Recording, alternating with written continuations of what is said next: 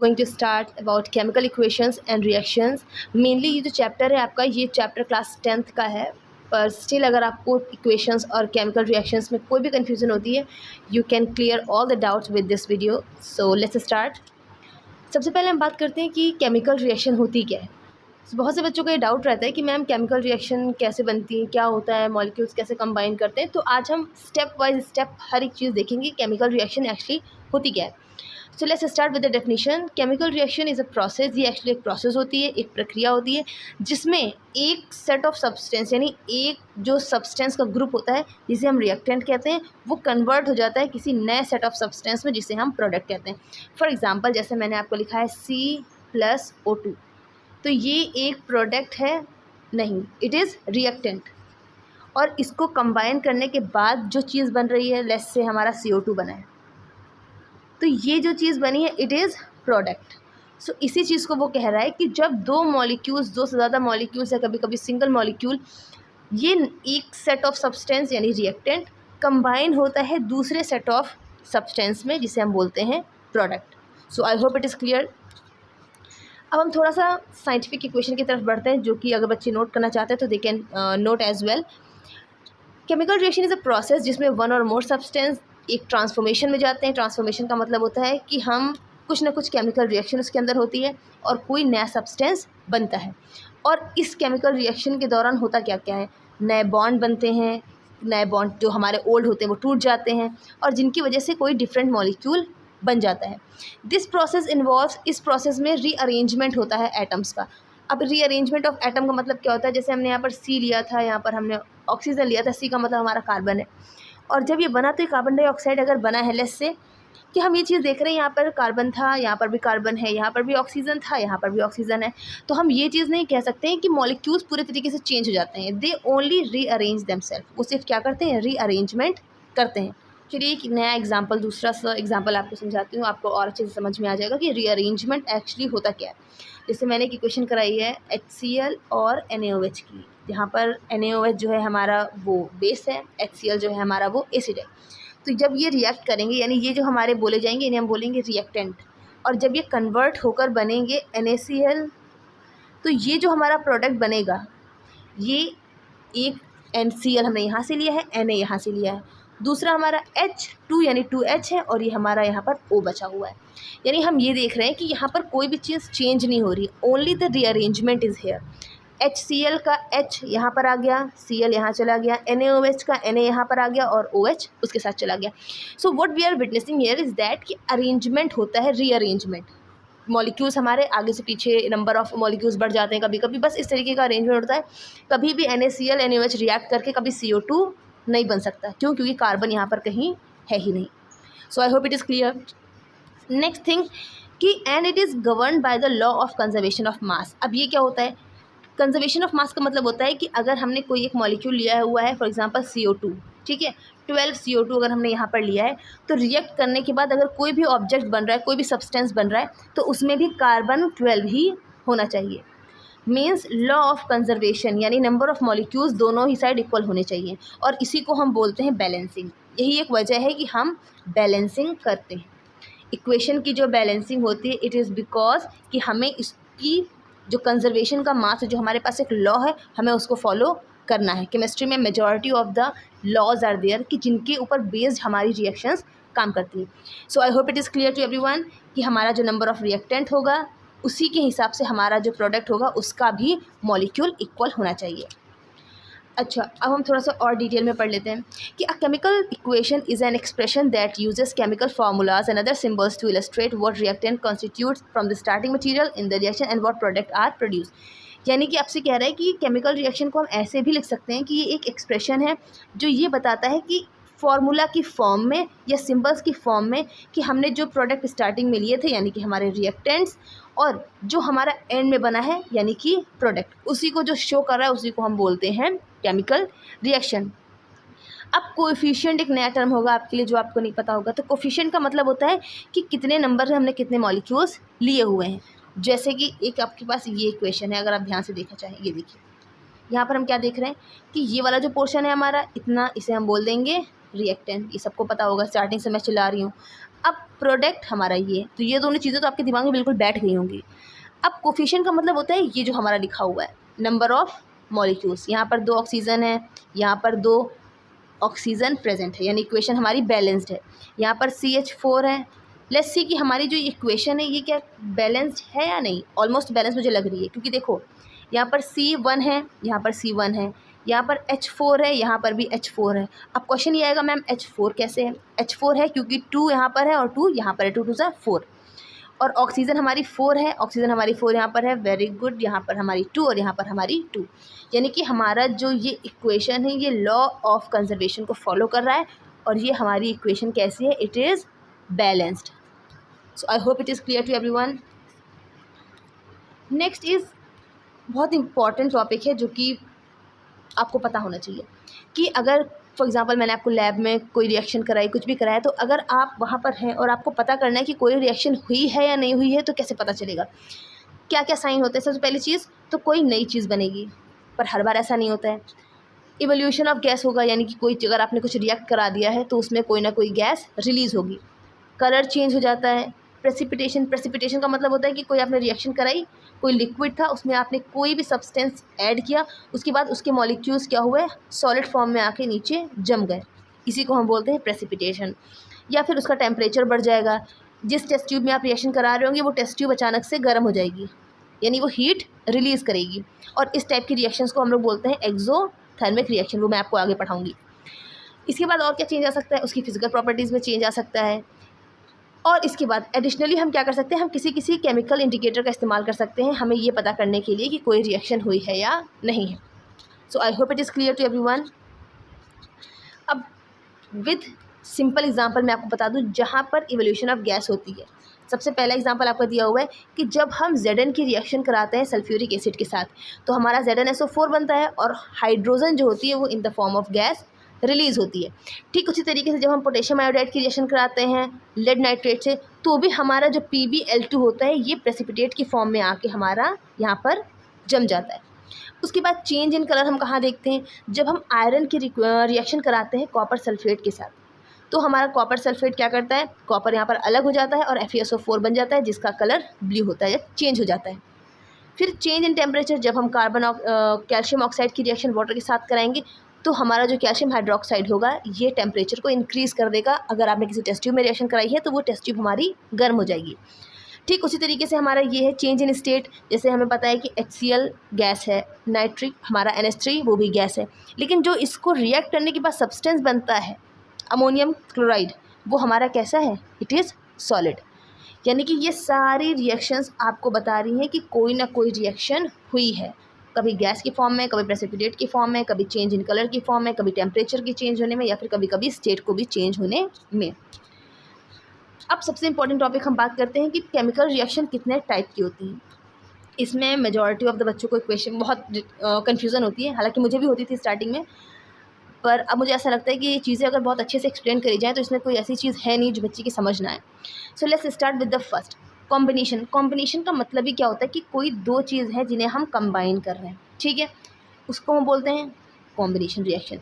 Decomposition में साफ साफ समझ में आ रहा है कि कोई एक चीज़ जो थी वो डिकम्पोज होकर दो पार्ट्स में बन गई, वो डिकम्पोजिशन रिएक्शन हो जाती है। डिस्प्लेसमेंट में मतलब क्या होता है कि किसी एक मॉलिक्यूल ने किसी दूसरे को डिस्प्लेस कर दिया, ये भी समझ आ रहा है। डबल डिस्प्लेसमेंट का मतलब होता है कि कोई दो मॉलिक्यूल्स थे जिन्होंने यहाँ पर भी दो को डिस्प्लेस कर दिया, डबल डिस्प्लेसमेंट हो गया।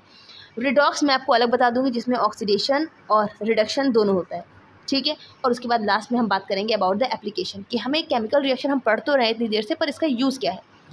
So let's begin with the first. सबसे पहले हम एक छोटा सा एग्जांपल दिखाते हैं आपको कि जब हम बात करते हैं कंपोजिशन रिएक्शन की तो हम वहाँ पर देखते हैं कि कोई दो मॉलिक्यूल्स हैं A और B, ये कंबाइन होकर क्या बना रहे हैं, AB। जब हम बात करते हैं डिकम्पोजिशन की तो हम ये देखते हैं कि AB पहले साथ में था, अब क्या हो गया है, वो अलग अलग हो गया है, डिवाइड हो गया है। सिंगल डिस्प्लेसमेंट का मतलब क्या होता है कि कोई मॉलिक्यूल थे AB और C, यहाँ पर आने के बाद क्या हुआ, A ने C के साथ कंबाइन कर लिया and B is left alone here. जो मैंने आपको कॉपर सल्फेट वाली रिएक्शन बताई थी जिसमें एंड में कॉपर बच जाता है, वो इसी का एग्जांपल है।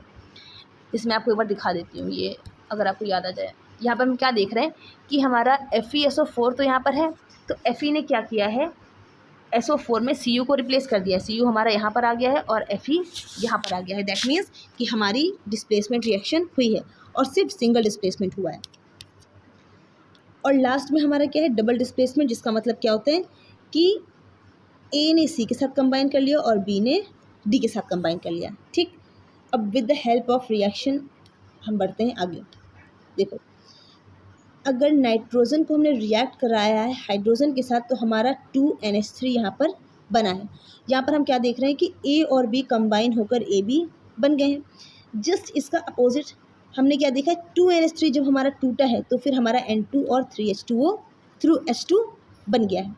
ये हमारी दोनों रिएक्शंस बहुत आसान है। अगर आपने एक का भी एग्जाम्पल लर्न कर लिया तो आपको दोनों ईजी समझ में आ जाएंगे। सिंगल डिस्प्लेसमेंट की रिएक्शन में हम देखते हैं 2HCl जब कंबाइन करता है Mg के साथ तो MgCl2 बन जाता है और हमारा जो H2 है वो अलग हो जाता है। डबल डिस्प्लेसमेंट में हम क्या देखते हैं कि Na2S जब रिएक्ट करता है CaCl के साथ तो हमारा Ca किसके साथ रिएक्ट करता है, S के साथ, और हमारा Na चला जाता है Cl के पास। ठीक है, लास्ट में है हमारा कंबशन। कंबशन तो मैंने आई थिंक आपको बहुत बार बताया। कंबशन का सिंपल सा मतलब ये होता है कि जो हमारा सॉरी किसी भी रिएक्शन को जब हम ऑक्सीजन की प्रेजेंस में करा रहे होते हैं, ठीक, जैसे हमने CH को जब रिएक्ट कराया O2 के साथ तो हमने क्या देखा कि CH हमारा H2 इधर निकल आया पर हमारा जो ऑक्सीजन था वो C के साथ आ गया, यानी ये रिएक्शन हमारी क्या हो जाएगी, combustion. So I hope it is clear to. अब हम बात करने जा रहे हैं अबाउट द रिडॉक्स रिएक्शन, जो कि मैंने आपको स्टार्टिंग में ही बताया था कि आई विल टेल यू जब हमारा ये टॉपिक स्टार्ट होगा। तो रिडॉक्स रिएक्शन, रिडॉक्स का मतलब होता है एक ऐसी रिएक्शन जहाँ पर रिडक्शन भी हो रहा है और ऑक्सीडेशन भी हो रहा है। हमारी दोनों ही प्रोसेसेस यहाँ पर हो रही हैं। तो सबसे पहले बात करते हैं कि ऑक्सीडेशन क्या होता है। ऑक्सीडेशन का मतलब होता है कि जब हम कोई इलेक्ट्रॉन या कोई एलिमेंट कोई इलेक्ट्रॉन को लूज़ करता है या फिर अपनी ऑक्सीडेशन स्टेट को बढ़ा लेता है, ठीक है, और किस फॉर्म में आता है, एक आयन की फॉर्म में, ठीक है। और रिडक्शन का मतलब होता है कि जब कोई भी एलिमेंट अपना इलेक्ट्रॉन गेन करता है या फिर अपनी ऑक्सीडेशन स्टेट को कम कर देता है, ठीक है। जैसे कि हम यहाँ पर क्या देख रहे हैं कि एटम ने अपना इलेक्ट्रॉन लूज़ किया है, यानी ये ऑक्सीडाइज हो गया है, और इसने इलेक्ट्रॉन एक्सेप्ट किया है, यानी ये रिड्यूस हो गया है, ठीक है। मैं दोबारा एक बार बता देती हूँ कि जब भी कोई एटम है, अगर वो कोई इलेक्ट्रॉन को लूज़ कर दे रहा है तो वो हमारा ऑक्सीडेशन होता है, और जब भी कोई एटम हमारा इलेक्ट्रॉन को गेन कर रहा है it is oxidation. So I hope it is clear to everyone. अब यहाँ पर आते हैं, जो मैं आपको बता रही थी कि यहाँ पर हमने देखा कि कोई एक एलिमेंट या कोई एटम था, कोई भी एटम था, फॉर एग्जांपल हमने नाइट्रोजन को ले लिया या हमने सोडियम को ले लिया। उसने क्या किया, जब उसने एक इलेक्ट्रॉन को लूज़ किया यानी किसी को ट्रांसफ़र कर दिया तो ये तो ऑक्सीडेशन प्रोसेस हुई, और ये जो हुआ, ये जब इसने इसको ट्रांसफ़र किया यानी जिसने गेन किया वो हमारा रिडक्शन हो जाता है। बात समझ में आई, यानी इलेक्ट्रॉन को लूज़ करना इज़ ऑक्सीडेशन और इलेक्ट्रॉन को जिसने गेन किया it is known as reduction. और इजी एग्जांपल आपको बता दूं, एक होता है ऑक्सीडाइजिंग एजेंट और एक होता है रिड्यूसिंग एजेंट। जिसने ऑक्सीडाइज होने में हेल्प किया उसे हम बोलते हैं ऑक्सीडाइजिंग एजेंट, ठीक है। जैसे हम यहाँ पर क्या देख रहे हैं, ZnO ने अपना ये जो ऑक्सीजन था इसको लूज़ तो तभी किया जब ऑक्सीजन ने उसको एक्सेप्ट, कार्बन ने उसको एक्सेप्ट किया, यानी कि हमारा कार्बन क्या है, रिड्यूसिंग एजेंट, ठीक है। और इसने एक्सेप्ट भी तभी किया जब इसने लूज़ किया, तो हमारा ऑक्सीडाइजिंग एजेंट कौन हुआ, ये। मैं दोबारा आपको बता दूं, कंफ्यूज होने की ज़रूरत नहीं है। कार्बन ने रिड्यूस होने में मदद कैसे की, इसको एक्सेप्ट करके, ठीक है, और इसने ऑक्सीडाइज करने में इसकी मदद कैसे करी, अपना उसको ट्रांसफ़र करके, ठीक। यानी इस एक इक्वेशन में हमारा रिडॉक्स और रिडक्शन और ऑक्सीडेशन साथ में हो रहा है, इसीलिए इसे हम क्या बोलेंगे, रिडॉक्स रिएक्शन। अब एक्सोथर्मिक इंडोथर्मिक कोई बहुत टफ चीज़ नहीं है, वो सारी रिएक्शंस जिसमें हीट रिलीज़ होती हैं, यानी किसी भी आप चीज़ में अगर कोई रिएक्शन करा रहे हैं, किसी टेस्ट ट्यूब में है या आपकी वॉच क्लास है, किसी में भी रिएक्शन आप करा रहे हैं, तो अगर वो सब्सटेंस या वो यूटेंसिल आपका हीट कर रहा है, गर्म हो गया है, तो वो एक्सोथर्मिक है। और कुछ ऐसी रिएक्शंस होती हैं जिन्हें हमें हीट प्रोवाइड करनी पड़ती है, यानी कि नॉर्मल टेम्परेचर से उन्हें ज़्यादा हीट देनी पड़ती है, तो वो हमारी इंडोथर्मिक रिएक्शंस होती हैं। जैसे आपका एग्जांपल दिया है कि जब अमोनियम क्लोराइड का आप डिसोल्यूशन करते हैं, यानी जब डिज़ोल्व करते हैं उसको, तो हमें उसको क्या करना होता है, हमें उसको हीट खुद प्रोवाइड करनी पड़ती है, ठीक है।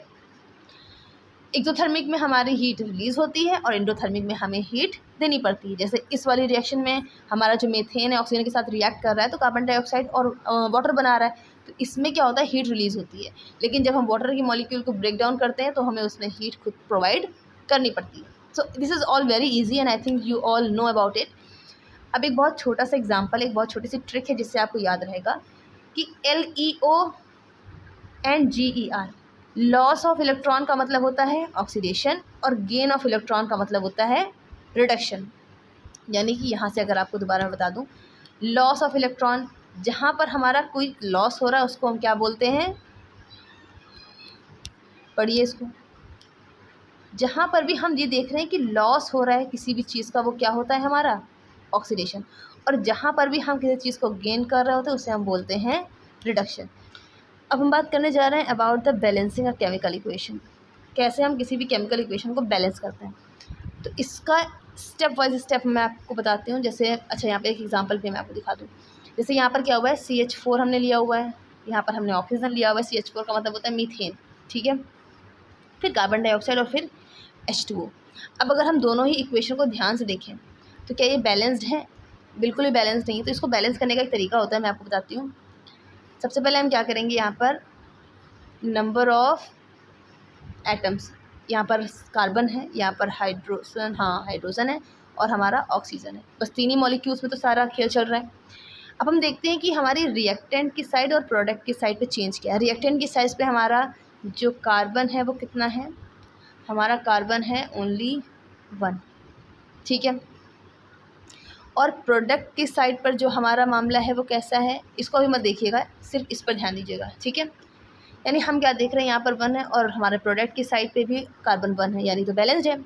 हाइड्रोजन यहाँ पर कितने हैं, 4, लेकिन यहाँ पर हमारे हाइड्रोजन कितने हैं, सिर्फ 2, यानी यहाँ पर हमको 2 से और मल्टीप्लाई करना पड़ेगा, ठीक है। यानी यहाँ पर क्या लग जाएगा, हमारा 2।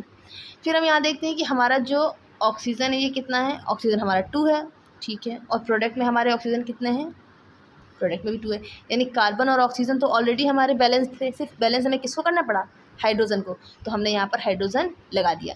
लेकिन इसके बाद एक चेंज ये आ गया कि जैसे ही हमने यहाँ पे हाइड्रोजन 4 किया तो हाइड्रोजन के साथ जो ये ऑक्सीजन लगी थी ये भी 2 हो गई, है ना। यानी यहाँ पर पहले तो 2 यहाँ पे ऑलरेडी थी, यानी यहाँ पर भी क्या हो गया, 4 ऑक्सीजन प्रोडक्ट में, क्योंकि 2 यहाँ से बढ़ गई और 2 ऑलरेडी थी। तो अब हमें यहाँ पे बैलेंस करना होगा, यानी हम यहाँ पर भी इसको 2 से मल्टीप्लाई करेंगे, इसीलिए हमने यहाँ पर रिएक्टेंट में भी 2 बढ़ाया है, ठीक है। एक बार दोबारा ध्यान से देख लीजिए कि यहाँ पर हमने क्या किया था, यहाँ पर हमने 2 बढ़ाया था, तो जैसे हमने 2 बढ़ाया हाइड्रोजन तो 4 हो गया, क्योंकि हाइड्रोजन यहाँ पे ऑलरेडी 4 था, बैलेंस हो गया। लेकिन जैसे ही हमने यहाँ पर ये बढ़ाया तो ये भी 2 यहाँ पर और 2 यहाँ पर 4 हो गए, तो हमें यहाँ पे भी तो 4 करना पड़ेगा। यहाँ पे 4 करने के लिए हम क्या करेंगे, यहाँ पर हम 2 से मल्टीप्लाई करेंगे, 2 2 ज़ा 4।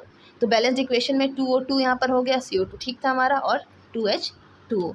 इस तरीके से सारी रिएक्शन हमारी बैलेंस्ड की जाती है। अब हम स्टेप वाइज देख लेते हैं कैसे क्या करते हैं। सबसे पहले हम काउंट करते हैं एटम्स को, फिर उनके कोफिशिएंट को एडजस्ट करते हैं, ठीक है, जैसे मैंने अभी किया था। फिर उसके बाद हम फिर से उनके एटम्स को रीकाउंट करते हैं। अगर फिर से कोई कॉमन मिस्टेक हमें मिल रही होती है, तो जैसे कि हमें यहाँ पर लास्ट में क्या हो गया था कि ऑक्सीजन यहाँ पर तो 4 हो गई थी, लेकिन यहाँ पर रिएक्टेंट में भी हमें 4 करनी पड़ी थी। तो इस तरीके की मिस्टेक को भी हमें अवॉइड करना है। एक इक्वेशन आपकी और है जो ऑलरेडी आपको बैलेंस दिखी होगी। एक्चुअल इक्वेशन आपको ऐसी मिली थी, Fe H2O Fe3O4 और H2। पहले हमने देखा था कि हाँ हमारा आयरन यहाँ पर 1 था, ठीक है, और यहाँ पर हमारा 3 हो गया था। तो हमने क्या किया था, हमने यहाँ पर 3 से मल्टीप्लाई कर दिया, ठीक है। हाइड्रोजन हमारा यहाँ पर कितना था, सिर्फ 2 था, और यहाँ पर हमारा हाइड्रोजन कितना था, 2। लेकिन हमने ये देखा कि जैसे ही यहाँ तक तो मामला ठीक था, फिर हमने ऑक्सीजन को देखा, तो ऑक्सीजन हमारा यहाँ पर कितना था, ओनली 1, और यहाँ पर ऑक्सीजन 4 था, यानी हमें यहाँ 4 से मल्टीप्लाई करना पड़ा। और जैसे ही हमने ऑक्सीजन के लिए यहाँ पर 4 किया तो हमारा हाइड्रोजन ऑलरेडी कितना हो गया, 8। तो यहाँ पर 8 और यहाँ पर 4 तो काम नहीं बना, तो हमने यहाँ पर फिर से 4 से मल्टीप्लाई किया, यानी 4 2 ज़ा 8, और हमारा ये पूरे इक्वेशन क्या हो गई, बैलेंस्ड हो गई। So this is how all the reactions balanced. आपको सिर्फ नंबर ऑफ मॉलिक्यूल्स लिखने हैं, फिर उसका LHS यानी कि उसके रिएक्टेंट के पार्ट्स लिखने हैं, फिर उसके प्रोडक्ट के पार्ट्स लिखने हैं, और आपको सिर्फ नंबर ऑफ कोफिशिएंट्स बढ़ाने घटाने हैं। So I hope it is clear to everyone. अब हम अपनी इक्वेशन को और इन्फॉर्मेटिव कैसे बना सकते हैं, जैसे कि अगर कोई चीज़ सॉलिड है तो उसके ब्रैकेट में हम सॉलिड लिख सकते हैं, ठीक है। जैसे HCl अगर हम लेते हैं तो हमें पता है ये कैसी है, हाइड्रोजन क्लोराइड है, किस फॉर्म में है हमारा, लिक्विड फॉर्म में, तो इसको हम लिक्विड लिख सकते हैं। और जैसे हमने कोई चीज़ ली है, सोडियम लिया हुआ है, तो सोडियम हमारा सॉलिड फॉर्म में, तो हमने ब्रैकेट में सॉलिड लिख दिया है, ठीक है। कोई चीज़ एक्वस फॉर्म में यानी वाटर में रिएक्शन हो रही है या लिक्विड फॉर्म में कोई रिएक्शन हो रही है तो उसमें हमने लिक्विड लिख दिया है, एक्वस लिख दिया है। और अगर कोई रिएक्शन ऐसी है जो गैसियस फॉर्म में है तो उसको हमने गैस लिख दिया। दैट मीन्स कि हम अपनी इक्वेशन को मैक्सिमम इन्फॉर्मेशन दे सकते हैं, जैसे कि हम इन्फॉर्मेशन देते हैं फोटोसिंथेसिस में। फोटोसिंथेसिस में आपको याद होगा हम लोग पहले दोनों रिएक्टेंट लिखते हैं, फिर इस इक्वेशन के ऊपर ही जो हमारी एरो होती है इसके ऊपर हम सनलाइट लिखते हैं, क्लोरोफिल लिखते हैं। तो ये सारी चीज़ें होती हैं, तरीके होते हैं कि आप इक्वेशन को और इन्फॉर्मेटिव बना रहे हो, कि वो इक्वेशन को देख के ही हर चीज़ समझ जाए, कौन लिक्विड है कौन गैसेज हैं। अगर आप ऐसे साइन बना देते हो एंड में तो प्रेसिपिटेशन हुआ है, ऐसे साइन बना देते हो तो गैस रिलीज़ हुई है। ये सारे तरीके होते हैं आपको अपनी इक्वेशन को अच्छे बनाने की। So I hope it is clear to everyone. I tried my best to explain you everything in this chapter. So still you have any confusion, you can ask me. Thank you, and please don't forget to subscribe, like and share.